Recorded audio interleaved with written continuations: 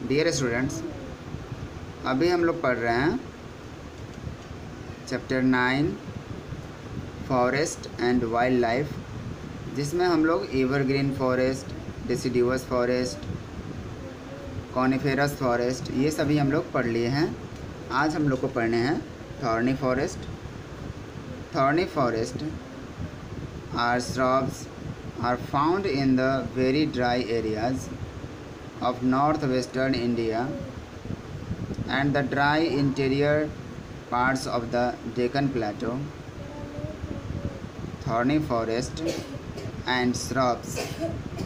Shrubs means आप सभी जानते ही होंगे, shrubs उसको कहा जाता है जो पेड़ बड़ा ना हो, छोटा हो, मीडियम साइज़ का हो, तो उसको shrubs कहा जाता है। ये सभी पाए जाते हैं कहाँ? वेरी ड्राई एरियाज़, बहुत ज़्यादा सूखे एरियाज़ में, जैसे कि नॉर्थ वेस्टर्न इंडिया में ही जो डिज़र्ट है इंडिया का, वो डिज़र्ट लाइज करता है।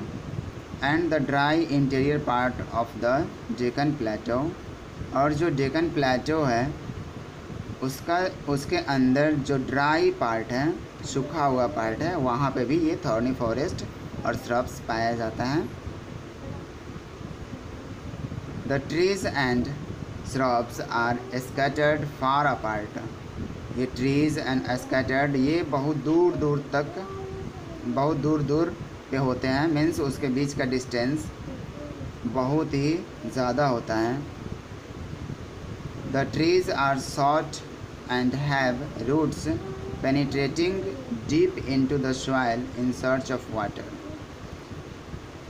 ट्रीज़ बहुत छोटा होता है, लेकिन उसका जो रूट होता है वो सॉइल को बहुत ज़्यादा अंदर तक छेद करके वाटर के सर्च में बहुत डीप में चला जाता है।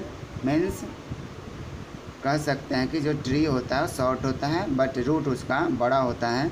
बड़ा इसलिए हो जाता है कि वो वाटर के सर्च में सॉइल को बहुत ज़्यादा अंदर छेद करके, गड्ढा करके अंदर तक चला जाता है। Many plants have their leaves reduce to thorns to prevent evaporation of water from the plants. Many plants बहुत सारे प्लांट अपने लीव्स को रिड्यूस करते हैं, कम करते हैं, और उसके जगह पे कांटे उग जाते हैं। तो ये क्या होता है, जब लीव्स कम हो जाता है, कांटे उग जाते हैं ज़्यादा, तो ये कांटे वाटर के इवेपोरेशन को प्रिवेंट करते हैं, रोकते हैं। मीन्स उस प्लांट में जितनी मात्रा में वाटर होती है उस वाटर को बाहर निकलने नहीं देते हैं, अंदर में स्टोर करके रहने देते हैं ये कांटे। और यदि लीव्स वाला प्लांट होता है तो वो क्या करता है, वाटर को इवेपोरेट होने में हेल्प करता है लीव्स, और उसके थ्रू वाटर बाहर निकल जाता है, उसका इवेपोरेशन होता है। Babul, cacti, kikar, palm and thorny bushes grow in such forest.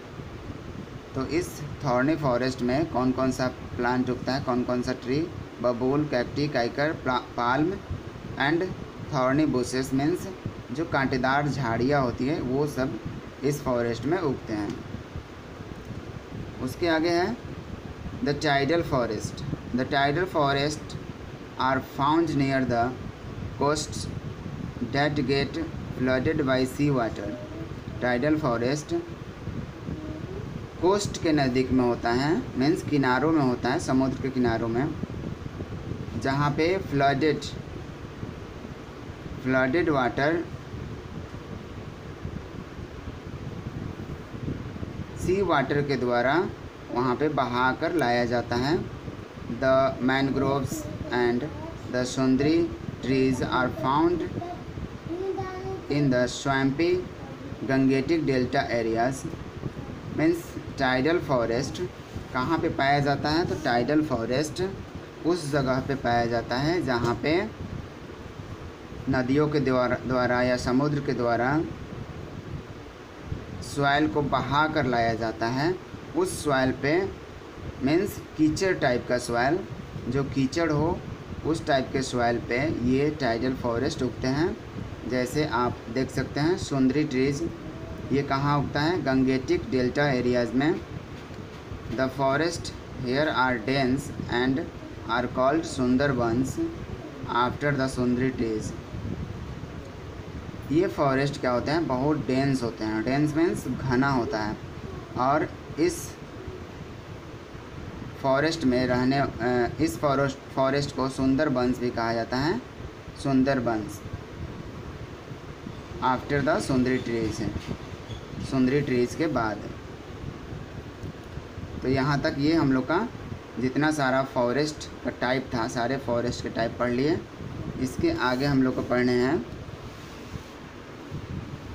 Conservation of forest.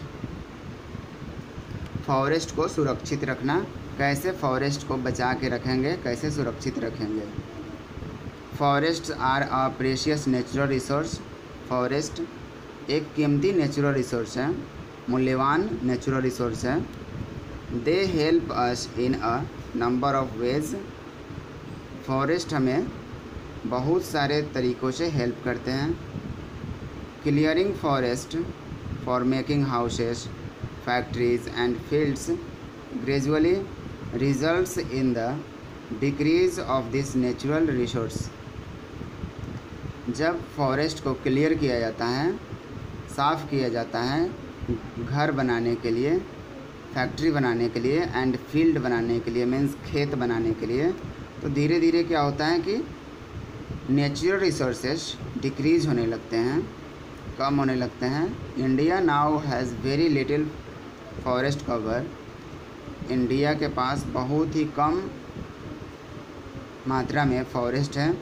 Many forests are being cleared for growing crops and for human settlements.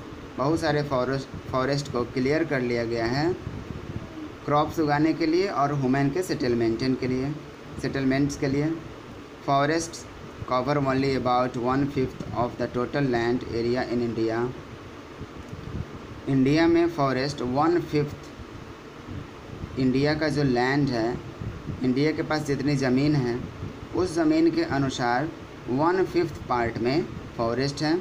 While ideally it should be 1/3, जबकि आदर्श रूप से इसको 1/3 होना चाहिए। मीन्स 1/5 के जगह पे 1/3 होना चाहिए फॉरेस्ट को। Although it is possible to revive the forest resource by planting trees, जबकि इस फॉरेस्ट को फिर से हरा भरा बनाया जा सकता है। किसके थ्रू? प्लांटिंग ट्रीज़, मीन्स बहुत सारे ट्रीज़ को प्लांट करेंगे, लगाएंगे, तो इसके थ्रू फॉरेस्ट को फिर से हरा भरा बनाया जा सकता है। It takes a long time for them to grow.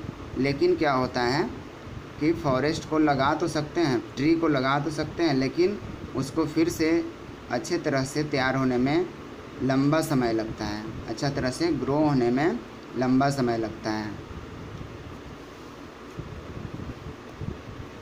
However, realizing the importance of having forests to maintain the ecological balance, the government has undertaken various measures to cover forest.